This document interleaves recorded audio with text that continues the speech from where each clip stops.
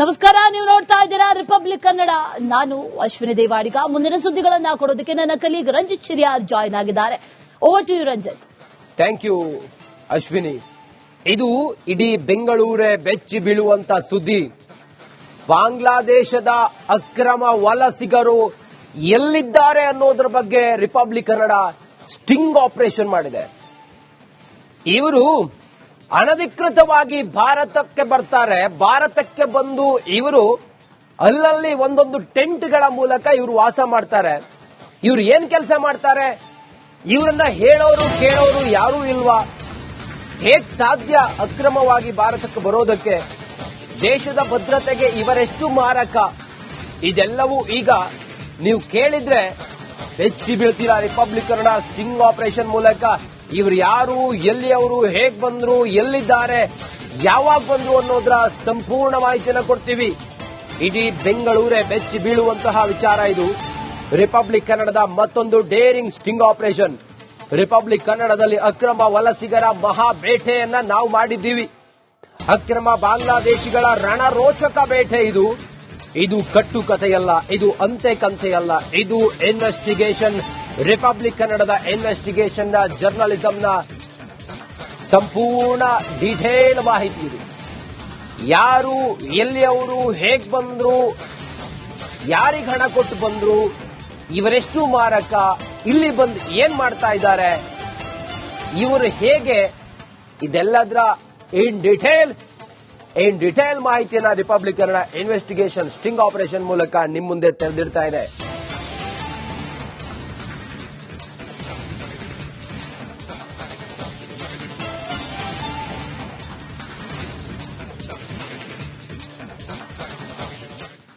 ಈ ಬಿಕಾರಿ ಬಾಂಗ್ಲಾದೇಶ, ನಸ್ಗುನ್ನಿ ಬಾಂಗ್ಲಾದೇಶ ಭಾರತೀಯರನ್ನ, ಹಿಂದೂಗಳನ್ನ ಬಾಂಗ್ಲಾದಲ್ಲಿ ನರಮೇಧ ಮಾಡ್ತಾ ಇದೆ. ಕಂಡಲ್ಲಿ ಬೆಂಕಿ ಹಚ್ಚಿ ಅವರ ನರಮೇಧವನ್ನ ಮಾಡ್ತಾ ಇದೆ. ಬಿಕಾರಿ ನಸ್ಗುನ್ನಿ ಬಾಂಗ್ಲಾದೇಶ. ಆದ್ರೆ ಅಲ್ಲಿನ ಪ್ರಜೆಗಳು ಹೇಗೆ ಭಾರತಕ್ಕೆ ನುಸುಳಿ, ಅದರಲ್ಲೂ ಕೂಡ ಬೆಂಗಳೂರಿನಲ್ಲಿ ಇದ್ದಾರೆ ಅಂತ ಕೇಳಿದ್ರೆ ನೀವು ಬೆಚ್ಚಿ ಬೀಳ್ತೀರಾ. ಬಾಂಗ್ಲಾದೇಶದಲ್ಲಿ ಹಿಂದೂಗಳ ನರಮೇಧ, ಹಿಂದೂಗಳನ್ನೇ ಗುರಿಯಾಗಿಸಿಕೊಂಡು ಹತ್ಯೆ ಮಾಡ್ತಾ ಇದ್ದಾರೆ. ಹಿಂದೂ ದೇವಾಲಯಗಳನ್ನ ನಾಶ ಮಾಡ್ತಾ ಇದ್ದಾರೆ. ಕೃಷ್ಣ ಮಂದಿರಗಳನ್ನ ಧ್ವಂಸ ಮಾಡ್ತಾ ಇದ್ದಾರೆ.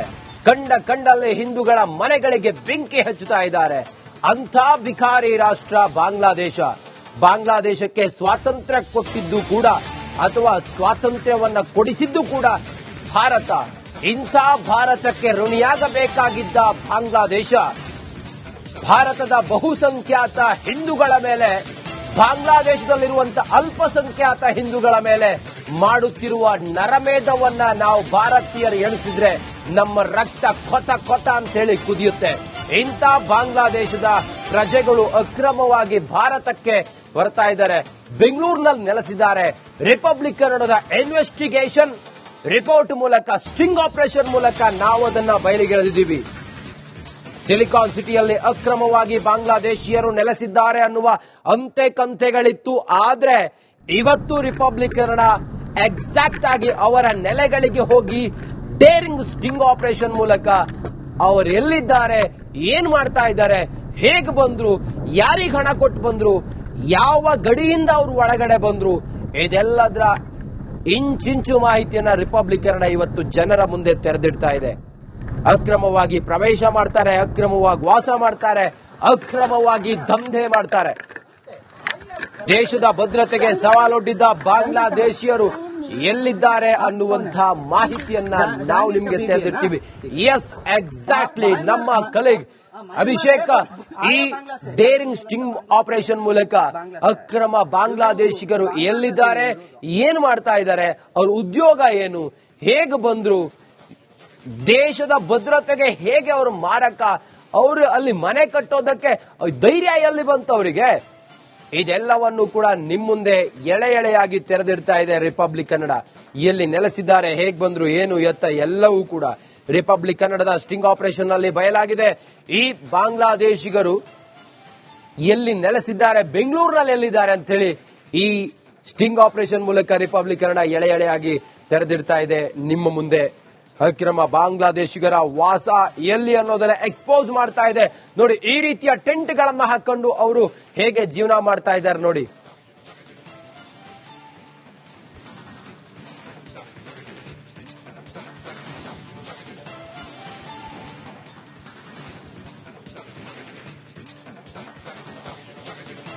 ಹಿಂದೂಗಳನ್ನೇ ಗುರಿಯಾಗಿಸಿಕೊಂಡು ಹತ್ಯೆ ಮಾಡ್ತಾ ಇದ್ದಾರೆ.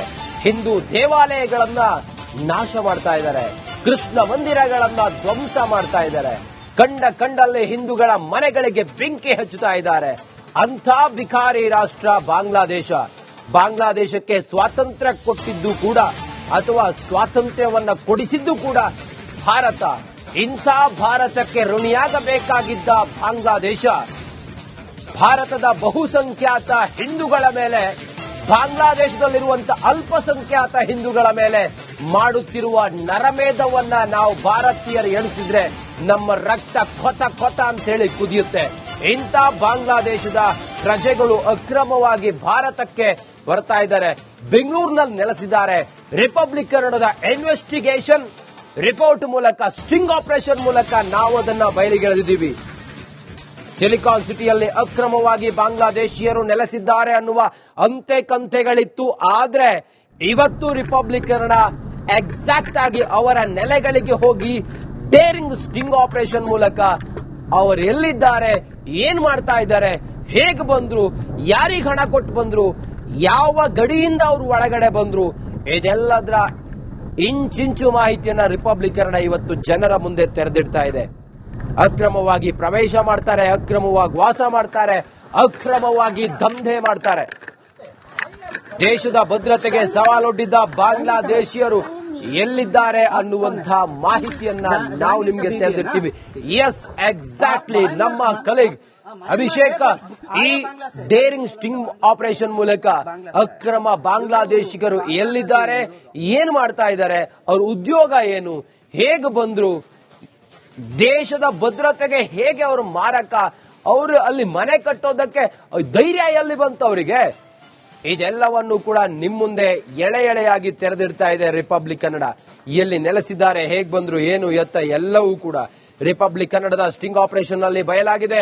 ಈ ಬಾಂಗ್ಲಾದೇಶಿಗರು ಎಲ್ಲಿ ನೆಲೆಸಿದ್ದಾರೆ, ಬೆಂಗಳೂರಿನಲ್ಲಿ ಎಲ್ಲಿದ್ದಾರೆ ಅಂತ ಹೇಳಿ ಈ ಸ್ಟಿಂಗ್ ಆಪರೇಷನ್ ಮೂಲಕ ರಿಪಬ್ಲಿಕ್ ಕನ್ನಡ ಎಳೆಯಾಗಿ ತೆರೆದಿಡ್ತಾ ಇದೆ ನಿಮ್ಮ ಮುಂದೆ. ಅಕ್ರಮ ಬಾಂಗ್ಲಾದೇಶಿಗರ ವಾಸ ಎಲ್ಲಿ ಅನ್ನೋದನ್ನ ಎಕ್ಸ್ಪೋಸ್ ಮಾಡ್ತಾ ಇದೆ ನೋಡಿ. ಈ ರೀತಿಯ ಟೆಂಟ್ ಗಳನ್ನ ಹಾಕೊಂಡು ಅವರು ಹೇಗೆ ಜೀವನ ಮಾಡ್ತಾ ಇದ್ದಾರೆ ನೋಡಿ.